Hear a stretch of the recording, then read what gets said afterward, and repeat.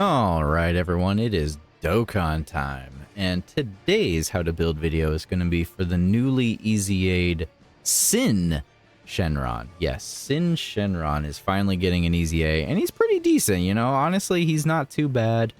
He's got a lot to his kit. Overall, the only thing I don't like about him is that he's stuck to one bloody team. But anyways, I'm just rambling on right now in the intro. Before we get into this, if you're new to the channel, I generally talk about Dokkan Battle hidden potential videos, which goes over how to use the unit, what skills to give it, and we go over the defense numbers and just generally try to have a positive and kind of chill time, maybe have a couple laughs and a cup of tea. And I also make Dragonball videos, or at least I hope to make more in the future. Now, if that sounds good to you and you enjoy the video, be sure to destructive blast the like and subscribe button, and let's just go ahead and get right into it. So now, as far as his 200% options go for this guy, he's got, well, one thing. He's got Omega. That's it. LR physical Omega. This is, I wouldn't even really actually suggest the AGL one. This is boys leader. If you don't have this guy, good luck, at least in current level content. He can still be utilized. He does have certain features that can be utilized, of course, and he is pretty decent on his own. But overall, he really wants you to rock him. They want you to use this unit on LR Physical Omega's team. Now, his leader skill is GT Boss's 150 lead with key plus 3 HP attack and defense. Super attack is greatly raising attack and defense. Nothing special here, but his passive is where it gets kind of crazy. Now, randomly changes key spheres of a certain type except for TEQ to rainbow, so rainbow orb changing is nice, especially for LR Physical Omega. He's got key plus 2 attack and defense of 150, 50% chance to crit, 50% chance to additional, and for one turn he has damage reduction rate of 40%. When attacking, disables the enemy's guard, attack and defense of 50% per key sphere obtained up to 350%. 2 or more key spheres obtained, damage reduction rate of 20. 3 or more key spheres obtained, chance of performing crit plus 20%. 4 or more key spheres obtained, damage reduction rate 20%. 5 or more key spheres obtained, chance of performing critical hit by 30%. 6 or more key spheres obtained, launches an additional super attack. And 7 or more key spheres attacked, enemies attack and defense by 20%. I'm sorry. That was a little extra. Anyways, let me just round this up for you. Grab 6 key spheres, 7 if you can. If you grab 6 key spheres, you'll be able to launch an additional super attack for free, while also having 40% damage reduction. And on turn 1, you'll have 80%. Now, you'll also have 50% chance to crit added on to your other 50. So this guy actually does have auto crits. He's got 50% chance innately. And as long as you grab 5 key spheres, that's 100% chance to crit. And then if you do get to that 7 key sphere state, enemies attack and defense will be minus by 20% for 2 turns. Pretty handy considering a lot of current content has been allowing us to do this recently, so I do like this. Now, Link skills are Brutal Beatdown, Big Bad Bosses, GT, Fear Faith, Shadow Dragons, Shocking Speed, Fierce Battle. More than likely, you'll be having a good amount of these activated so long as you're sticking them to an LR Physical Omega team. Otherwise, more than likely, you only have like maybe 2 or 3 of these active at any time. But this guy is only on 3 categories, being GT Heroes, Shadow Dragon Saga, and Inhuman Deeds. Inhuman Deeds would be the only other real team you could really throw him on. Unfortunately, I think the only one I can think of to really be on there other than LR Physical Omega would be the giant ape Vegeta, but that would only be 170% lead, so do keep that in mind. Now, as far as his link partners go, it's obviously going to be Omega Shenron. So if you got the Super EZA Omega or the LR Physical Omega, those are going to be your best bets. Basically, every other unit in here is not going to be the most amazing link partner. Just all GT, Big Bad Boss links will probably be going off.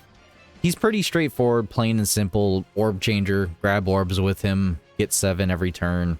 He actually has an absurd amount of defense, which we are about to just show off right now. Now, these defense numbers are compliments of Halvard over on Twitter. Pretty straightforward with him. 7 key spheres obtained, double super for free, 2.5 million if you triple super. Oh, I apologize. If you double super, 2 million defense, triple super 2.5, and if hidden potential goes off, 3 million. That's just with 7 key spheres obtained. That's just him with his links going off. Now, if you have double support Omega from LR Physical Omega, meaning you grabbed a rainbow key spheres on both rotations, then you will be at 3.2 million defense just from the free double super.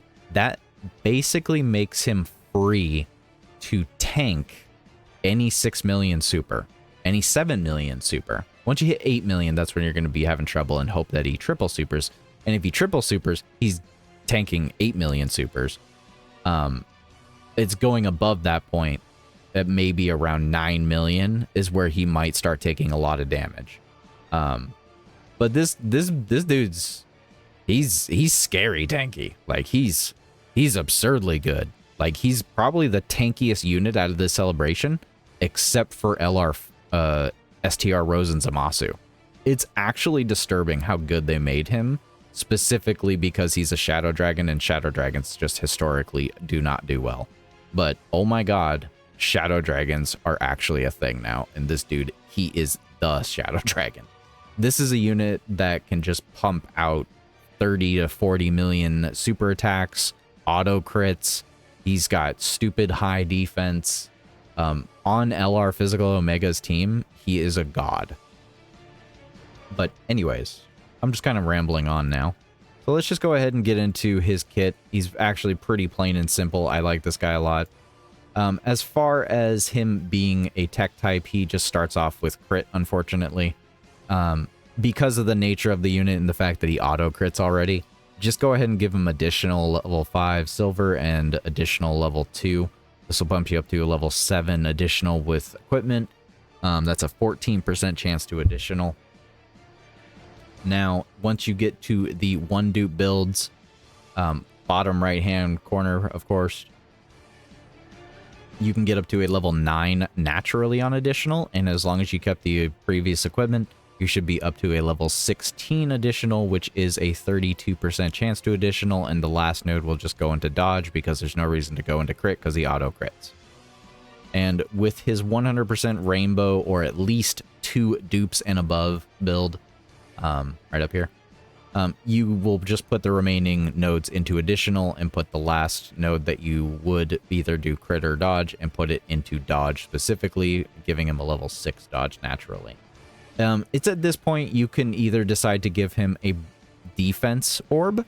This would probably be more preferred for the people that are not having a rainbowed Syn. You got 2 dupes, go ahead and throw in that bronze orb, it should be fine. He's already got natural built-in supers, so you can do without the literal extra 4% chance to additional, I believe. So, but yeah, he's a pretty straightforward build, full additional. Honestly, like, super easy. Love this guy. Now, as far as his role tips go, he's once again pretty plain and simple. He's primarily a tank, obviously, considering he can tank some of the hardest hitting fights in the game right now on the proper team of LR Physical Omega and have double support on him already. And he can do some damage, but primarily that defense is so high I have to label him as a tank. Now, partner-wise, he really just does need to be partnered up with LR Physical Omega, but if you don't, for whatever reason, have him on rotation, Big Bad Boss LR Rose right here, being in slot 1 for him would be really nice. Otherwise, you do have the new LR Shadow Dragons, which is a potential option. Yes, oddly enough, a Battlefield unit is an option. Not as a slot 1, but yeah. And then you have the Super EZA Omega Shenron, which will be primarily a floater probably, but he can definitely still be in slot 1 if you're careful. Now, best slot position goes, put Syn in slot 2. He's not going to go into slot 1. Unfortunately, that is his one weakness, I would say, is that he just has no start-to-turn defense. Bro has less than 500k start-to-turn defense. Is crazy. That is his big weakness. So an AoE is his worst enemy. He does not need to be in slot 1. He needs to be in slot 2 where he can sit comfortably. Floating him is just kind of a waste. If you put him in the slot 3 position, it's very possible you'll end up on a rotation where you don't get even 6 key spheres. And I do have to say that regardless of what your rotations are looking like with your team, the dude does need to get to at least 6 key spheres. 5 or 4 for the damage reduction, but keep in mind every key sphere is 50% attack and defense. So just not even hitting 7, that's already losing, you know, if you don't have 7 and you go down to 4, that's 150% loss of attack and defense. It's quite a big jump.